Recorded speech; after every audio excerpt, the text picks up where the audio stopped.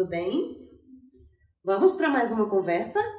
Sim, a conversa hoje é sobre o tema, o compromisso dos pais. Isso mesmo. E que tal se a gente começar comentando o que quer dizer a palavra compromisso? Pois bem, no dicionário da língua portuguesa, o dicionário Aurélio, diz que compromisso é uma obrigação que se assume de uma ou de várias partes, de diversas partes. E diz também que compromisso é comprometimento. Desta forma, coloca compromisso e comprometimento na qualidade de sinônimos. Porém, eu traçaria uma observação quanto a isso, fazendo uma pequena distinção entre eles. Quando pensamos em compromisso, nos remetemos a uma obrigação.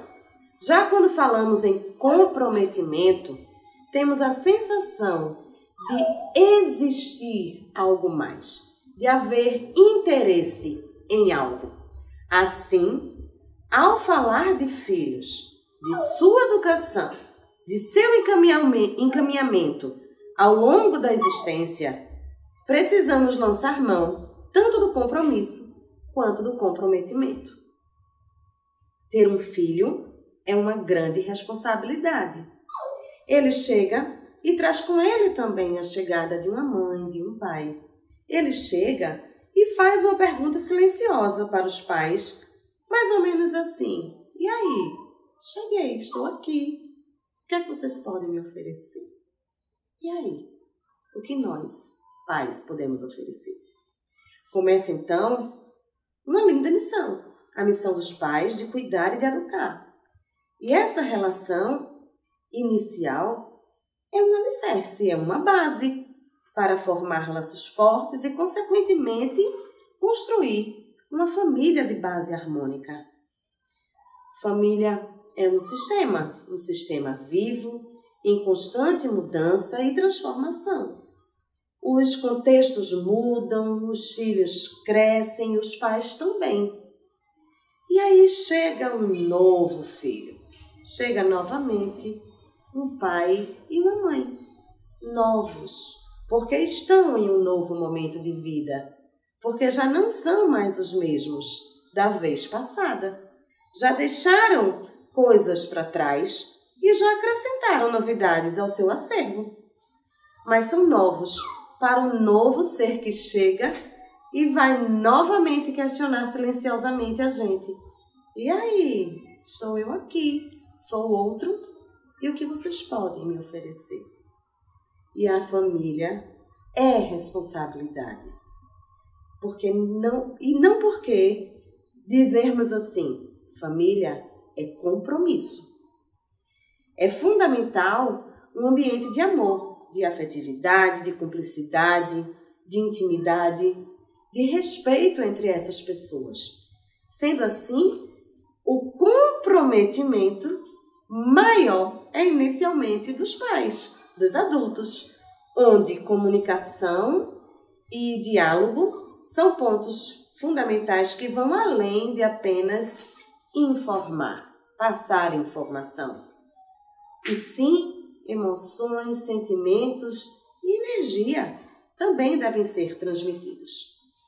O ponto fundamental para a família é a criação de base emocional sólida, de bases emocionais sólidas, essenciais para que os filhos se sintam amados e protegidos, que saibam que podem, não apenas saibam e sintam que podem contar com os pais, que se tornem preparados para enfrentar com segurança o mundo lá fora, que construam o conceito de que viver é sinônimo de ser feliz e de se realizar.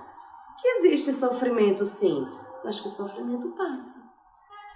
Mesmo que o relacionamento do casal não perdure, não vai quebrar a continuidade de ter pai e mãe envolvidos na educação dos filhos.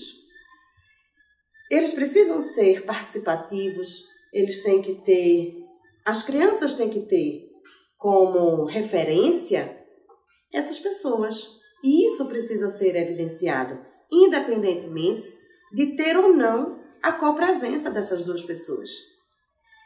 Essa construção de realidade, ela é diária, constante e subjetiva.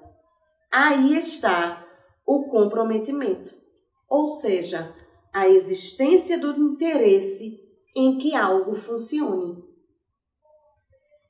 No acervo dos livros espíritas, psicografados ou não, assim como também nos livros que compõem a codificação do espiritismo, nós encontramos um vasto conteúdo que trata sobre a responsabilidade dos pais, sobre o compromisso e o comprometimento dos pais na chegada de um filho, pois se trata de um renascimento, de uma reencarnação. Sim, já sabemos que todos somos espíritos renascidos e que estamos juntos por pertencimento a um mesmo plano reencarnatório.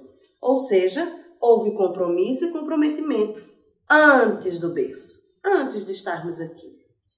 Deixamos como sugestão, inclusive, de aprofundar esse tema, alguns exemplos de livros.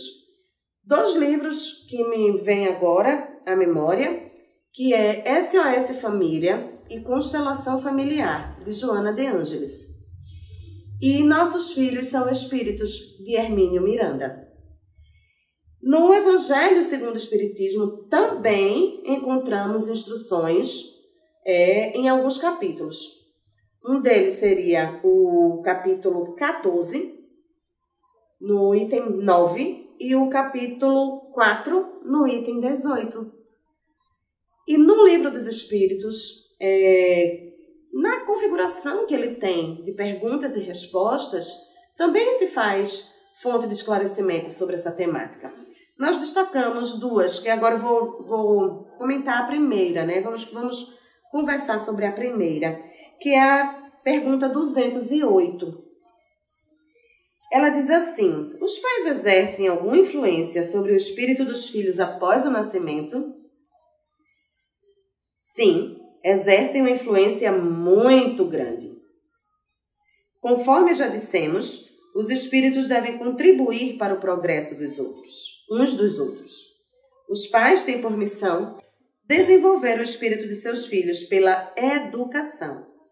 E para eles uma tarefa de muita seriedade e são responsabilizados na parte que lhes cabe, se falharem.